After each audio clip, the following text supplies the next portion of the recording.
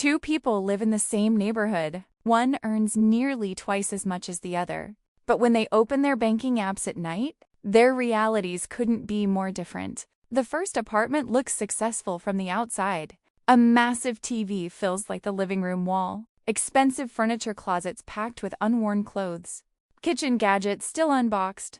An entire room slowly turning into storage spaces. For forgotten purchases, the owner makes good money, yet lives with constant pressure. One financial setback would throw everything into chaos. The second apartment is quieter, simpler, nothing flashy. The furniture is practical. The kitchen only holds what gets used, and every item has a purpose. Yet the person living there feels calm. Their savings could cover well over a year of expenses, and a portion of every paycheck quietly builds their future. The difference between the mom has nothing to do with income. It comes down to how they understand possessions. Most people only see the price tag when they buy something, but every object keeps charging you long after checkout.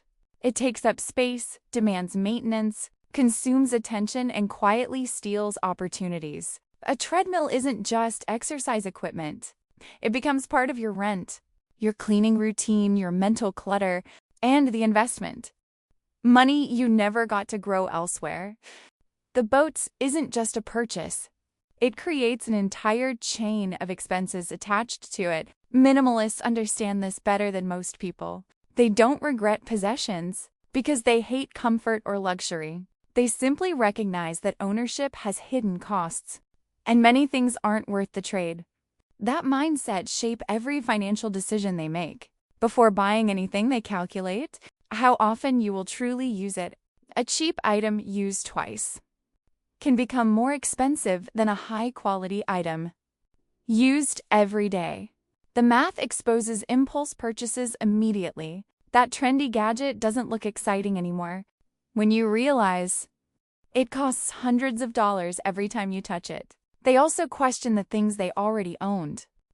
If an item disappears tomorrow, they actually spend money replacing it. Most people discover entire sections of their homes filled with things they wouldn't buy again. Those objects stay only because of habit, interest, or forgotten ambitions. Removing them creates more than physical space. It creates mental clarity. Minimalists also resist the endless upgrade cycle. Modern culture constantly convinces people that functional items are somehow outdated: phones, cars, computers, electronics. Everything is pushed toward replacement long before it truly fails. But constantly upgrading destroys wealth slowly and invisibly. Many people spend decades chasing slightly newer versions of things they already owned and enjoyed. Instead of relying on self-control, they create systems that make savings easier and spending harder.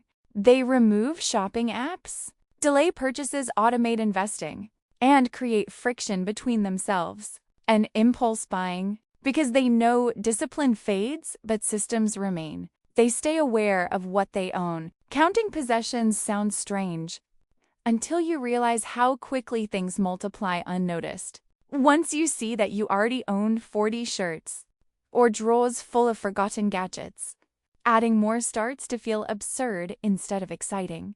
They also avoid buying into contemporary enthusiasm rather than purchasing equipment for every new hobby. They test interest first by renting or borrowing. This prevents homes from becoming museums of abandoned phases and expensive experiments.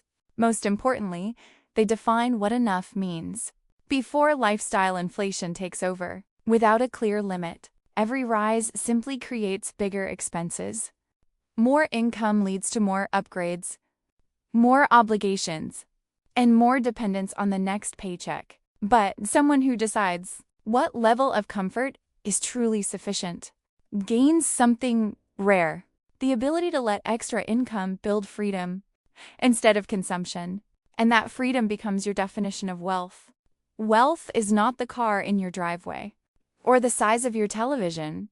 Real wealth is the ability to make choices without fear.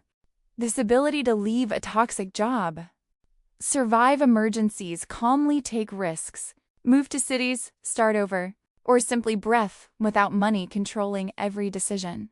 Someone earning a modest income, while living far below their means, often has more freedom than someone earning triple the amount, while drowning in obligations. That's why minimalism isn't really about owning less. It's about needing less, because the less your lifestyle demands from you, the more your life belongs to you again.